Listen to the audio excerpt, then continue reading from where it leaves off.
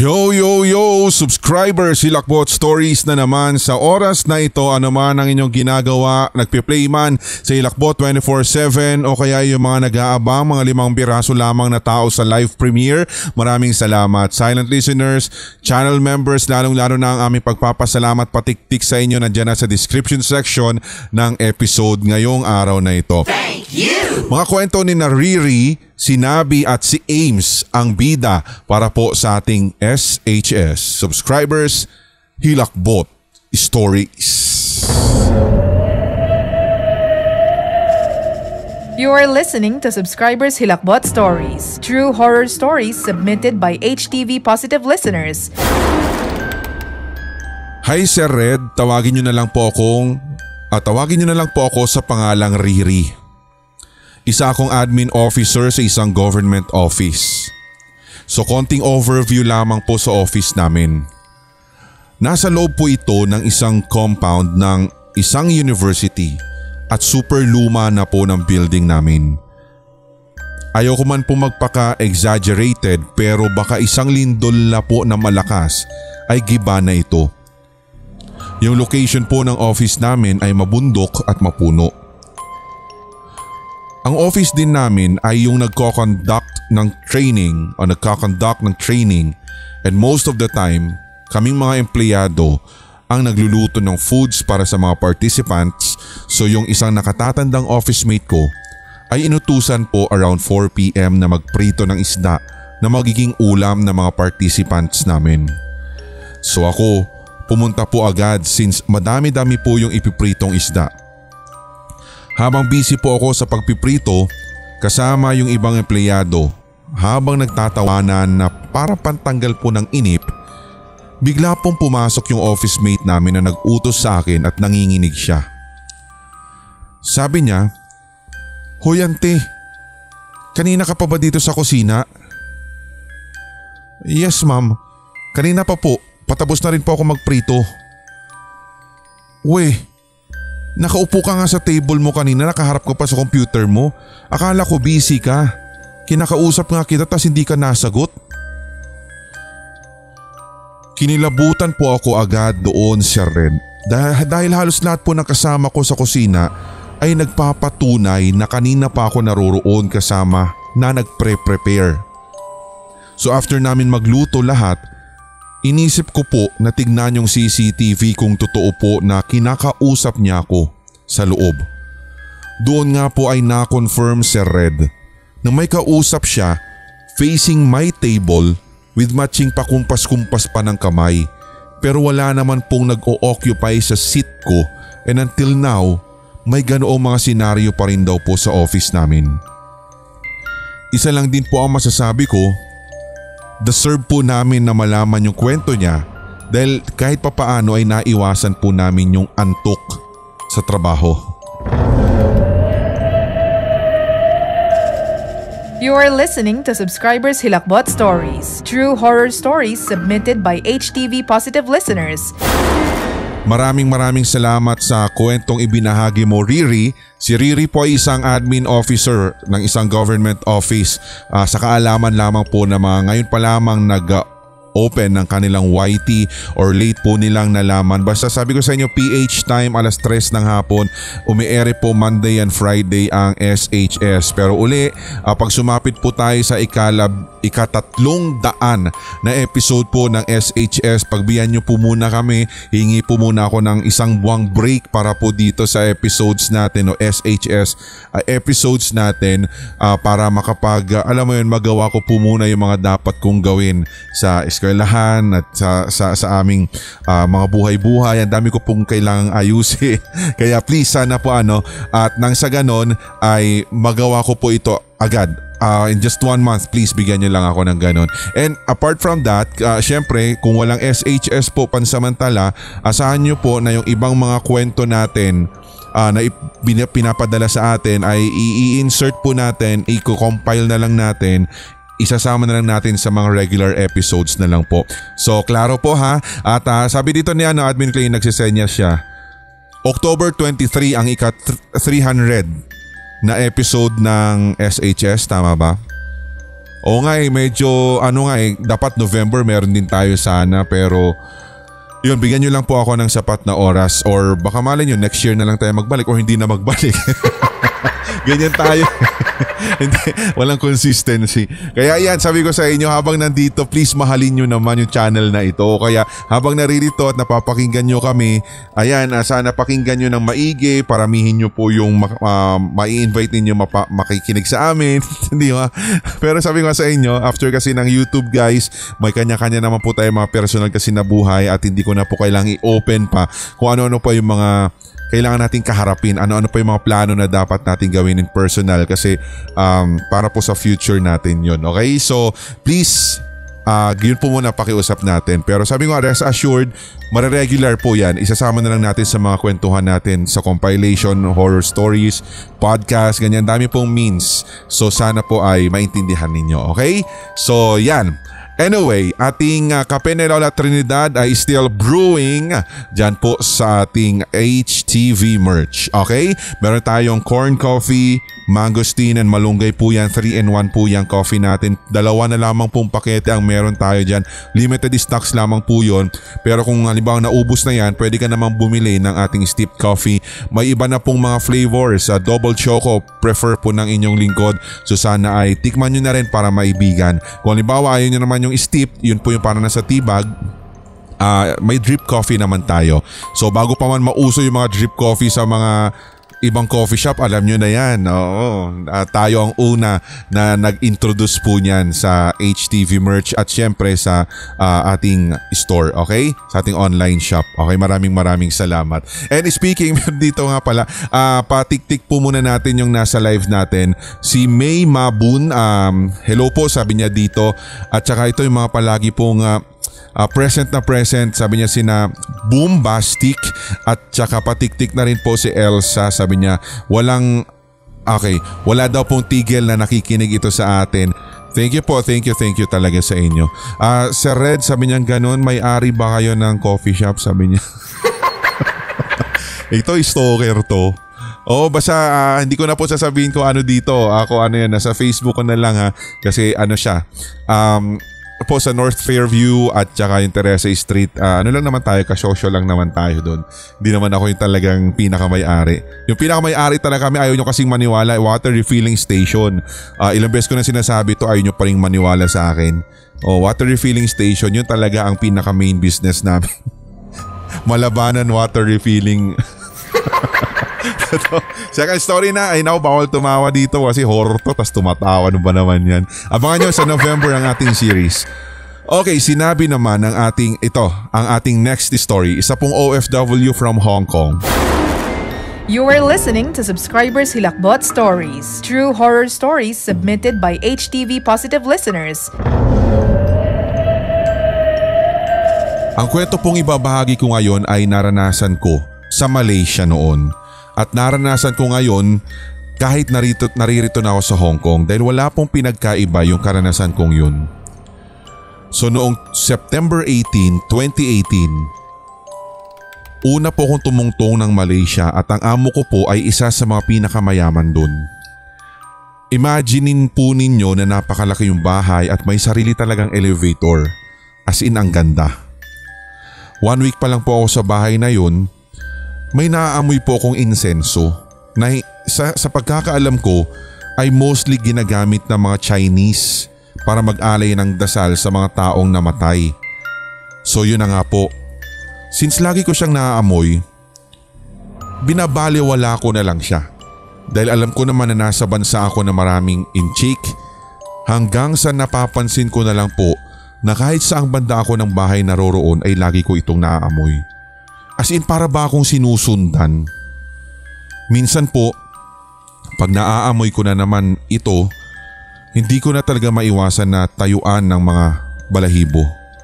Kasi ang feeling ko po talaga ay hindi ako nag-iisa.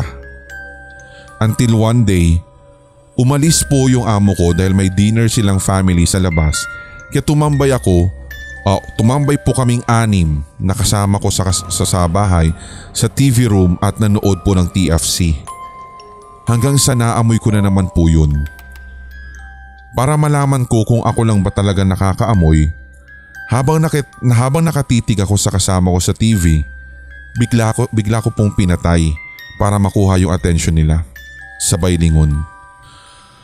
Nagsorry ako at tinanong ko kung may nakakaamoy sa kanila. Yung isa inamoy pa nga yung kilikili niya. Sabay sabing wala naman daw siyang naaamoy. Ganon din yung sabi nung iba. Kaya nagtanong po sila at tinanong ako kung ano daw ba yun. Ang sabi ko ay insenso. Pero nagkatinginan sila at sabi nung isa, bukas may kikwento kami sa'yo. And then hindi ko na po ulit sinabi sa kanila dahil kinilabutan ako. So kinabukasan, kwento nga nila sa akin na may multo at kababalaghan daw sa bahay ng mga amo ko. At mismong katiwala pa sa bahay na si Auntie Lily na isa ding inchik ang lagi nakararanas ng kababalaghan. At sabi nila, baka pinagpaparamdaman din daw ako. First time ko pong magbahagi na aking karanasan at silent listener niyo po ako for 3 months now sa podcast at ngayon ay sa YT na. Pasensya na po kung hindi gaano maganda yung pagkakakwento pero paki-notify na lang. Yes po, notified na kayo. Demanding lang sabi niya. Gusto ko po kasing mabasa yung comments nila at malaman ko anong ibig sabihin na lagi pong may nakakaamoy ng ganito. Ako po ba ay may third eye o sadya lamang akong lapitin ng mga nilalang na hindi nakikita? Maraming salamat po. You are listening to Subscribers Hilakbot Stories, true horror stories submitted by HTV Positive listeners. Okay, sa mga nakarinig po ngayon, pwede nyo pong i-comment at ilagay po dyan sa comment section ang inyong kasagutan kung ano po yung take ninyo. Sabi niya dito kasi kung ano daw bang ibig sabihin nung lagi daw po siya nakakaamoy ng insenso. So may third eye ba siya, active ba ang kanyang sixth sense, or baka lapitin lang daw siya ng mga nilalang na hindi nakikita. Kasi alam nyo, sa totoo lang, itong mga insenso kasi sinasabi nila talagang connected sa mga, alam mo yon sa pagkamatay, lalo na sa kulturang China. Alam naman ninyo yan guys, di ba? Hindi naman na natin maitatanggi na kahit noong unang panahon ay talagang solid na sa kanilang kultura, di ba? Pero sa religion, alam naman natin sa relihiyong Katoliko, alam nyo po na itong insenso isa yan sa mga alam mo yon, o kamanyang sabi nga nila, di ba, parang ganun. Kaya may kita nyo sa mga misa, di ba, lalo na sa mga Katoliko, yun bang parang pinapausok ni Father yung, di ba, sinisway niya sa mga tao. Tapos yung pinapausukan yun, sabi niya insenso. May iba-iba kasing may iba-iba kasing uri ng mga insenso eh.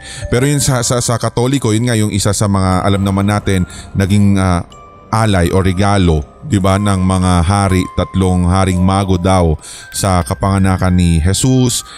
Isa pa dyan yung sinasama nga sa mga pagsamba, mga simba-simba sa Semana Santa.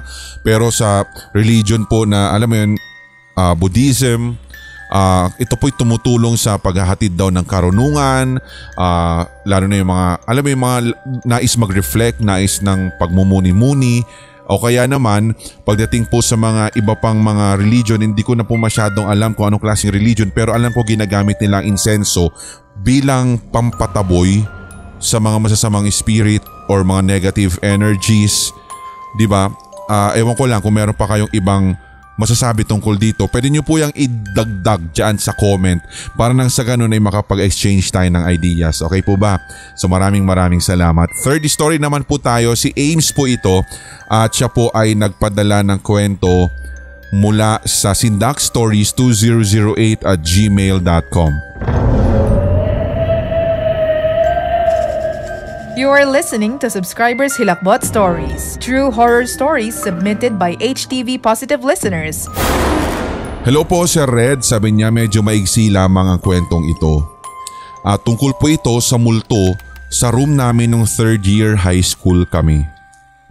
Usually po kasi hindi ako naniniwala na merong multo sa building namin. Ako po ay nag-aaral noon sa Quezon City o saan dito.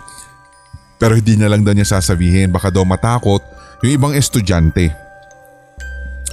Thursday po iyon at cleaners kami. Dahil umaga, kampante naman kami magkakaklase noon. Pero sa dinami-dami naming cleaners, Dalawa lang kami ng best friend kong naiwan sa classroom. Yung last subject kasi namin ay nasa second floor at ang room namin ay nasa fourth floor na dulong room po iyon sa building. Malaki yung room namin. Hindi siya gaya ng ibang kwarto na maluwag talaga. Pero ngayon ay nahati na sa dalawa yung isang room. Bali yung room namin ay may mga bintana at kitang-kita yung labas dahil nga maliwanag at patanghali na.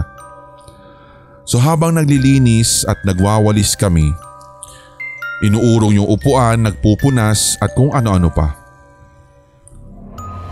Nakita ko po sa peripheral vision ko na talagang may dumaang malaking anino sa labas ng room. Tahimik lang kami noon kasi gusto naming mapabilis yung paglilinis. Walang ibang tao sa labas ng room kasi hindi pa tapos yung klase ng pang-umaga. Nagkatinginan kami nung aking best friend. Needless to say, nakita din niya yung nakita ko. Hindi siya totally mukhang anino talaga pero dahil hugis tao siya na lagpas sa level ng bintana ng classroom tapos maitim, so baka yun lang yung pinaka-close na pwede ko pong masabi na description. Ramdam ko yung takot sa kanya, sa best friend ko, pero ako hindi ko pinakita yung takot kasi wala pong magagawa kung pareho kami magpapanik. Nung point na yun, hindi talaga namin nakuhang mag-usap o mag-open ng topic sa nakita namin kasi pareho kaming nakatingin sa bintana. Sa pagitan kasi ng mga bintana ay may poste na nagsisilbing boundary o wala talagang bintanang pwedeng mailagay doon. So doon po nagpunta yung maitim na hugis tao na parang anino. Dalawa ang pinto ng classroom namin. Meron sa unahan at meron sa likuran. Iniisip ko kung sakaling tumakbo kami sa harapan, pwede niya kaming salubungin pero kung sa likod, ganun din. Kaya wala kami pwedeng daraanan palabas. So magkatabi kaming tahimik na nakatayo noon sa room. Hindi alam kung anong iniisip ng bawat isa at hindi alam ang gagawin. Hindi naman namin namalayan yung oras dahil sa tagal namin nakatitig sa labas ng bintana at inaabangan talaga namin na baka sumulpot ito ulit. Hanggang sa narinig na po namin yung bell. Hudyat na tapos na po't uwian na. Wala ng klase. Nakahinga kami ng maluwag ng aking best friend dahil nagsiakyatan na rin yung mga estudyante na gagamit ng aming classroom para sa panghapon na schedule. So hindi na din po namin natapos yung paglilinis at pag-aayos ng mga upuan dahil sa pagmamadali namin na makaalis sa classroom na yun. Kinabukasan ay pinagalitan na lang po kami ng aming teacher dahil hindi daw namin nalinis ng maigi yung room. Pero hindi po namin sinabi sa aming teacher yung dahilan. Pero nakwento namin ito sa aming mga kaklase na minsan din pala ay may nakita silang ganun. You are listening to Subscribers Hilakbot Stories, true horror stories submitted by HTV Positive listeners.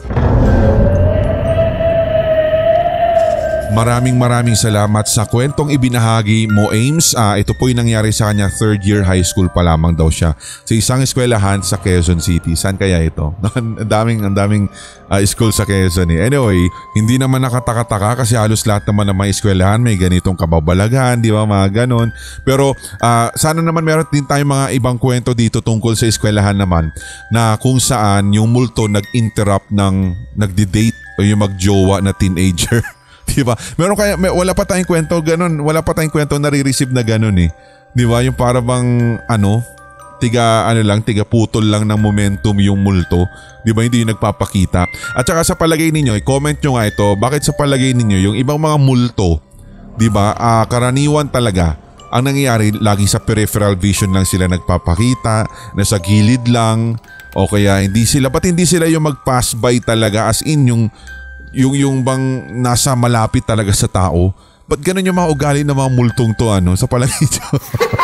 Initriga pa Lagi nasa labas ng bintana, biglang dumaan, segundo lang. Hindi ba nila pwede na parang Yung talagang nandoon sila, inakbayan talaga yung tao, yung sender natin, yung listener natin. Di ba para legit yung talagang takot?